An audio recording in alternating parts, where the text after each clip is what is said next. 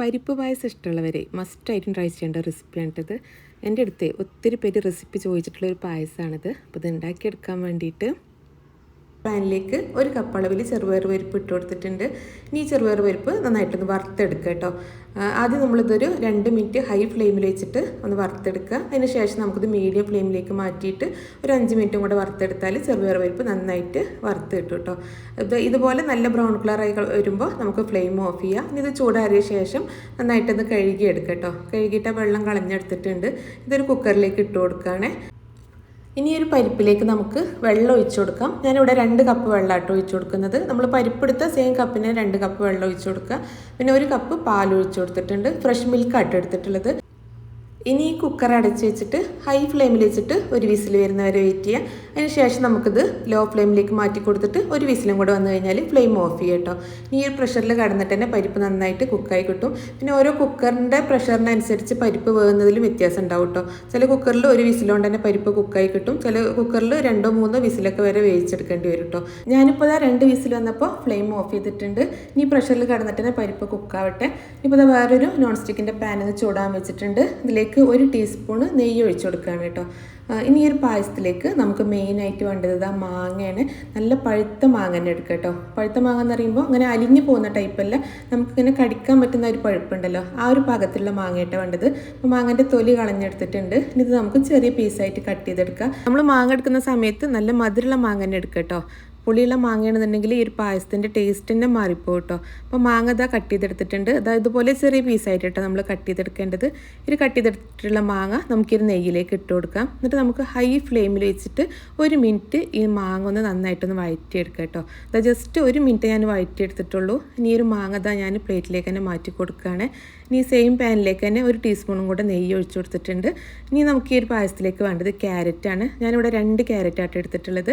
Carrot തൊലി കളഞ്ഞെടുത്തിട്ടുണ്ട്. ഇതൊന്ന് great ചെയ്തെടുക്കുകയാണ്. നമ്മൾ ഗ്രേറ്റ് ചെയ്യണ വലിയ ഹോളുണ്ടല്ലോ, അതിൽ വെച്ചിട്ട് തന്നെ കേട്ടോ ഗ്രേറ്റ് ചെയ്തെടുത്തിട്ടുള്ള ഈ ഒരു ക്യാരറ്റ് നെയ്യിലേക്ക് ഇട്ട് കൊടുത്തിട്ടുണ്ട്. ഇനി ക്യാരറ്റും കൂടെ നമുക്കൊന്ന് വഴറ്റിയെടുക്കാം കേട്ടോ. ഹൈ ഫ്ലെയിമിൽ വെച്ചിട്ട് 2 മിനിറ്റായിട്ട് നമ്മൾ ഈ ഒരു ക്യാരറ്റും വഴറ്റിയെടുക്കുന്നത്. അപ്പോൾ ക്യാരറ്റ് ഇതുപോലെ നന്നായിട്ടൊന്ന് വഴന്ന് വന്നാൽ നമുക്കിനി ഇതിലേക്ക് പാൽ ഒഴിച്ചു കൊടുക്കാം. ഞാനിവിടെ 3 കപ്പ് പാലാട്ടോ ഒഴിച്ചു കൊടുത്തിട്ടുള്ളത്. അതായത് 3/4 ലിറ്റർ പാലാണ് എടുത്തിട്ടുള്ളത്. ഫ്രഷ് മിൽക്കാട്ടോ നമ്മൾ എടുത്തിട്ടുള്ളത്. അപ്പോൾ പാൽ ഒഴിച്ചു കൊടുത്തിട്ടുണ്ട്. ഇനി ഈ ക്യാരറ്റും പാലും കൂടെ നന്നായിട്ടൊന്ന് തിളച്ചൊന്ന് കുക്കാവട്ടെ. പാലിത് നന്നായിട്ട് തിളച്ചിട്ടുണ്ട് കേട്ടോ. ഇനി നമുക്കിതൊന്ന് ഇളക്കി കൊടുക്കാം. എന്നിട്ട് നമുക്കിത് ലോ ഫ്ലെയിമിലേക്ക് മാറ്റി കൊടുത്തിട്ട് ഒരു 2 മിനിറ്റ് നമുക്കൊന്ന് വെയിറ്റ് ചെയ്യട്ടെ. ഒരു ക്യാരറ്റ് ഒന്ന് കുക്കായി കിട്ടാൻ വേണ്ടിയിട്ടാണ്. അപ്പോൾ ആ ഒരു സമയം കൊണ്ട് ഇത് കുക്കറിൻ്റെ പ്രഷറൊക്കെ പോയിട്ടുണ്ട് കേട്ടോ. അപ്പോൾ ഈ ഒരു പരിപ്പ് പാകത്തിന് കുക്കായിട്ടുണ്ട്. പരിപ്പ് നന്നായിട്ട് ഇങ്ങനെ ഉടഞ്ഞു പോകരുത് കേട്ടോ. നമുക്കിങ്ങനെ കടിക്കാൻ കിട്ടുന്ന ആ ഒരു പരുവത്തിലാട്ടോ പരിപ്പ് വേവിച്ചെടുക്കേണ്ടത്. ഇനി ഒരു പരിപ്പിലേക്ക് 1/2 കപ്പ് അളവിൽ ശർക്കരപ്പാനി ഉരുക്കിയതും കൂടെ ഒഴിച്ചു കൊടുക്കുകയാണ്. എന്നിട്ട് ഈ ഒരു ശർക്കരപ്പാനിയും പരിപ്പും കൂടെ നന്നായിട്ട് മിക്സ് ചെയ്തെടുക്കുക കേട്ടോ. ഈ ഒരു ശർക്കരപ്പാനി ഈ ഒരു പരിപ്പിലൊക്കെ നന്നായിട്ടൊന്ന് പിടിച്ച് വരണം കേട്ടോ. നന്നായിട്ട് മധുരം പിടിക്കാൻ വേണ്ടിയിട്ടാണ് നമ്മൾ ഇതുപോലെ വഴറ്റിയെടുക്കുന്നത്. ഒരു 5 മിനിറ്റ് നമ്മൾ മീഡിയം ഫ്ലെയിമിൽ വെച്ചിട്ട് ഈ ഒരു പരിപ്പും ശർക്കരപ്പാനിയും കൂടെ നന്നായിട്ട് വഴറ്റിയെടുക്കുക. അത്യാവശ്യം ഒന്ന് കുറുകി വരുന്ന സമയത്ത് നമുക്കിതിലേക്ക് ഒരു 3/4 ടീസ്പൂൺ ചെറിയ ജീരകം വറുത്ത് പൊടിച്ചതും ഒരു 3/4 ടീസ്പൂൺ ഏലക്കാപ്പൊടിയും കൂടെ ചേർത്ത് കൊടുത്തിട്ട് നന്നായിട്ട് മിക്സ് ചെയ്തെടുക്കുക കേട്ടോ. പരിപ്പ് ഈ ഒരു പരുവത്തിലാണ് നമ്മൾ വഴറ്റിയെടുക്കേണ്ടത്. എന്നാലേ ശർക്കരപ്പാനിയെ ഒക്കെ നന്നായിട്ട് പരിപ്പിൽ പിടിക്കുള്ളൂ. നമ്മൾ പായസം കുടിക്കുന്ന സമയത്ത് ആ ഒരു പരിപ്പൊക്കെ നന്നായിട്ട് മധുരമാണെന്നുണ്ടെങ്കിൽ നമ്മൾ ഇതുപോലെ തന്നെ ശർക്കരപ്പാനി ഒഴിച്ചെടുത്തിട്ട് പരിപ്പ് നന്നായിട്ട് വഴറ്റിയെടുക്കുക കേട്ടോ.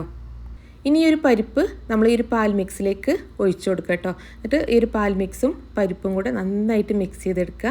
ഇനി നമ്മളിതിലേക്ക് ഒരു 3/4 കപ്പ് അളവിൽ കണ്ടൻസ് മിൽക്ക് ചേർത്ത് കൊടുക്കുക കേട്ടോ. ഈ ഒരു പായസത്തിൽ ശർക്കരപ്പാനിൻ്റെ ടേസ്റ്റും ഈ ഒരു കണ്ടൻസ് മിൽക്കിൻ്റെ ടേസ്റ്റും കൂടെ വരുമ്പോൾ ഉണ്ടല്ലോ അടിപൊളിയാണ് കേട്ടോ. ഇതുപോലെ ശർക്കരപ്പാനിയും കണ്ടൻസ് മിൽക്കും കൂടെ മിക്സ് ചെയ്തിട്ട് പായസം നിങ്ങൾ ട്രൈ ചെയ്തിട്ടില്ല എന്നുണ്ടെങ്കിൽ എന്തായാലും ട്രൈ ചെയ്യാം കേട്ടോ. കാരണം അതൊരു പ്രത്യേക ടേസ്റ്റ് തന്നെയാണ്. ഇപ്പോൾ കണ്ടൻസ് മിൽക്കും കൂടെ ഒഴിച്ചു കൊടുത്തിട്ട് നന്നായിട്ട് മിക്സ് ചെയ്തെടുത്തിട്ടുണ്ട്. ഇനി ഇത് നന്നായിട്ടൊന്ന് തിളപ്പിച്ചെടുക്കുക കേട്ടോ. നന്നായിട്ട് തിളച്ച് കഴിഞ്ഞാൽ നമുക്കൊരു മീഡിയം ഫ്ലെയിമിലേക്ക് മാറ്റി കൊടുത്തിട്ട് ഒരു 2 മിനിറ്റും കൂടെ നന്നായിട്ടൊന്ന് തിളപ്പിച്ചെടുക്കുക. ഈ ഒരു കണ്ടൻസ് മിൽക്കിൻ്റെ ടേസ്റ്റും പരിപ്പും എല്ലാം കൂടെ ഒന്ന് നന്നായിട്ട് യോജിച്ച് വരാൻ വേണ്ടിയിട്ടാണ് നമ്മൾ 2 മിനിറ്റും കൂടെ തിളപ്പിച്ചെടുക്കുന്നത്. അപ്പോൾ 2 മിനിറ്റ് നന്നായിട്ട് തിളപ്പിച്ചെടുത്തിട്ടുണ്ട്. ഇനി നമുക്കിത് ഫ്ലെയിം ഓഫ് ചെയ്യാം. ഇനി നമുക്കിതിലേക്ക് നമ്മൾ നേരത്തെ വഴറ്റി വെച്ചിട്ടുള്ള മാങ്ങ ഉണ്ടല്ലോ അതും കൂടെ ചേർത്ത് കൊടുത്തിട്ട് നന്നായിട്ട് മിക്സ് ചെയ്തെടുക്കുക കേട്ടോ. മാങ്ങ ചേർത്ത് കൊടുത്ത ശേഷം പിന്നെ നമ്മൾ തിളപ്പിക്കേണ്ട ആവശ്യമില്ല. കാരണം മാങ്ങ ഓവർ കുക്കായി കഴിഞ്ഞാൽ അത്ര ടേസ്റ്റ് ഉണ്ടാവില്ല കേട്ടോ. ഇനി നമുക്കിതൊന്ന് അടച്ച് വെക്കാം. ഈ ഒരു ചൂടിൽ കിടന്നിട്ട് തന്നെ മാങ്ങ ചെറുതായിട്ടൊന്ന് കുക്കായിക്കോളും. ഇനി ഞാനിതാ വേറൊരു പാന് ചൂടാൻ വെച്ചിട്ടുണ്ട്. അതിലേക്ക് 1 ടീസ്പൂൺ നെയ്യ് ഒഴിച്ചു കൊടുത്തിട്ടുണ്ട്. ഇതിലേക്ക് ഒരു 1/4 കപ്പ് അളവിൽ തേങ്ങാക്കൊത്ത് ചേർത്ത് കൊടുക്കാം കേട്ടോ. ഈ ഒരു തേങ്ങാക്കൊത്ത് നന്നായിട്ടൊന്ന് വറുത്തെടുക്കുക.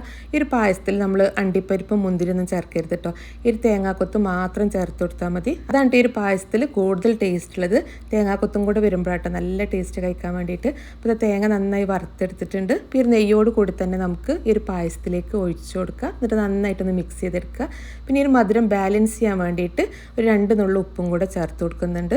അപ്പോൾ ഉപ്പും കൂടെ ചേർത്ത് കൊടുത്തിട്ട് നന്നായിട്ട് മിക്സ് ചെയ്തെടുത്തിട്ടുണ്ട്. ഈ ഒരു പായസം നമ്മളൊരു 10 മിനിറ്റും കൂടെ കഴിഞ്ഞിട്ട് സെർവ് ചെയ്യുക കേട്ടോ. ഈ ഒരു പായസം ഉണ്ടാക്കിയിട്ട് നന്നായിട്ട് തണുത്ത് കഴിഞ്ഞാലും നല്ല ടേസ്റ്റാണ് ഇത് കുടിക്കാൻ വേണ്ടിയിട്ട്. ചൂടോടെ കഴിക്കാനും നല്ല ടേസ്റ്റാണ് കേട്ടോ. ഒരു പ്രാവശ്യമെങ്കിലും നിങ്ങൾ ഈ ഒരു പായസം ഒന്ന് ട്രൈ ചെയ്യണം.